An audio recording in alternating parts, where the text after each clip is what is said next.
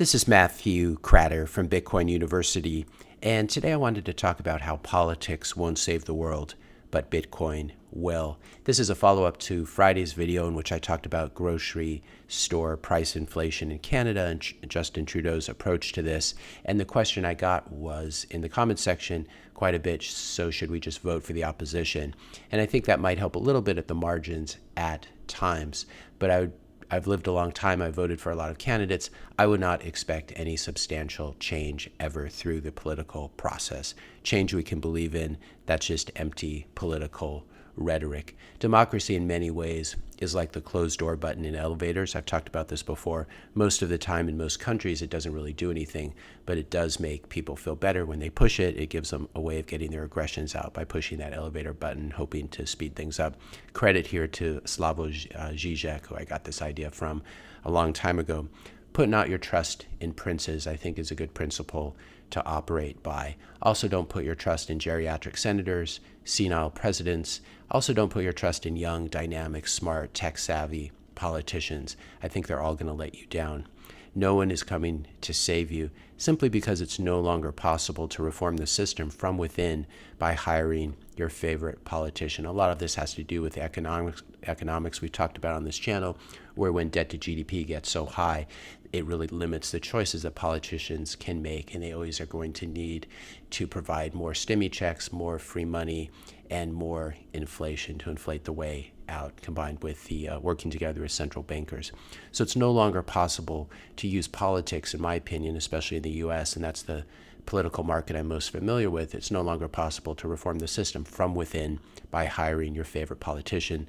The system is much too broken at this point. So please don't waste your precious time on earth playing the two-party politics game. I think this is a dead end, and it's used to distract us because when you look into it, all the political parties, or most of the political parties, the major political parties in the US and elsewhere, are the lapdogs of the central bankers. They'll criticize everyone except the central bankers, with very few exceptions, like Ron Paul, for example, who, of course, was immediately shut down when he went against the central bankers and did not stand a chance at that point, unfortunately.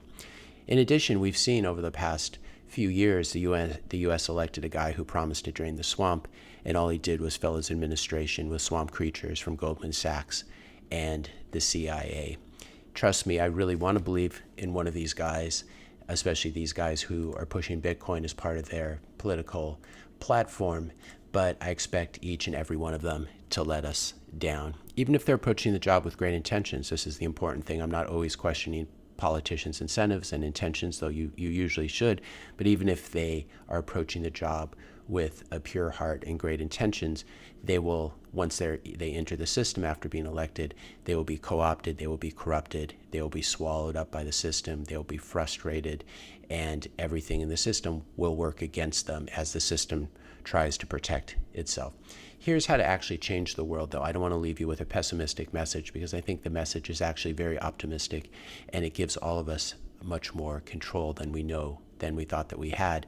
Get yourself, get your family, get your friends, get your colleagues on a Bitcoin standard. The worst thing you can do, I think, is to cut off relatives and friends who voted for the quote-unquote wrong candidate.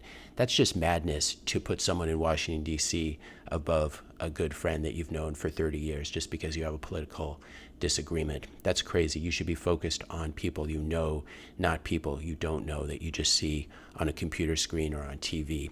So I think that's how you actually change the world. You get yourself and you get the people who mean something to you, get them on a Bitcoin standard. And if they don't listen to you, that's okay too. You just don't want to be that annoying door-to-door preacher or salesman.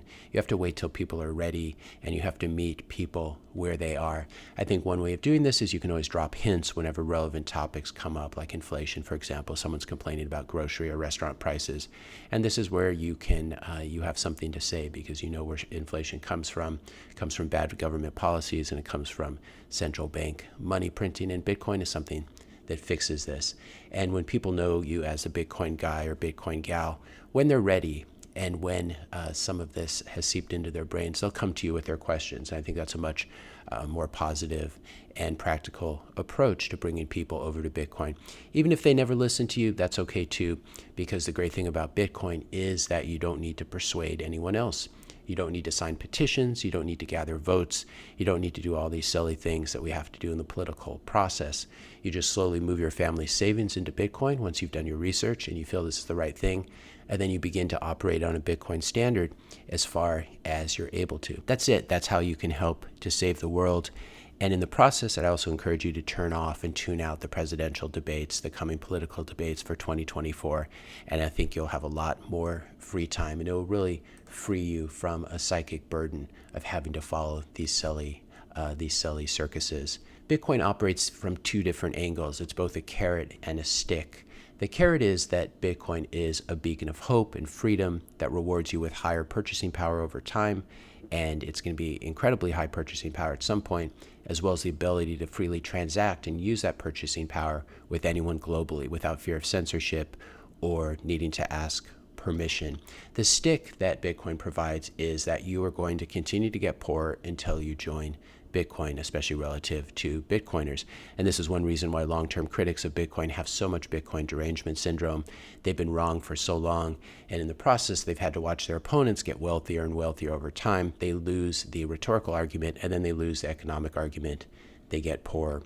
And this Bitcoin stick applies to corrupt governments as well, because Bitcoin defunds governments that are used to stealing from their people through inflation or through asset seizure. And when you trade your US dollars or your Canadian dollars or your euros or your yen or your Australian dollars for Bitcoin, you're actively helping to defund the US government. You're both opting out of the system while weakening the system just a little bit. When you're going long BTC, you're essentially going short USD when you sell your US dollars for BTC. And this is how you weaken the system, by opting out. This is the kind of change that I can actually believe in. Bitcoin actually punishes the state up until the point the state either dissolves or it moves itself onto a Bitcoin standard.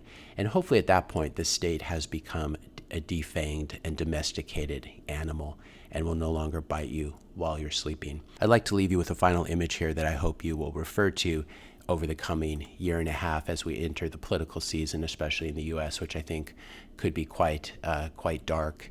I really like this meme from Not Grubels, and basically you have the various political quadrants here. You have the economic left and the economic right, and the social left and right, or up and down.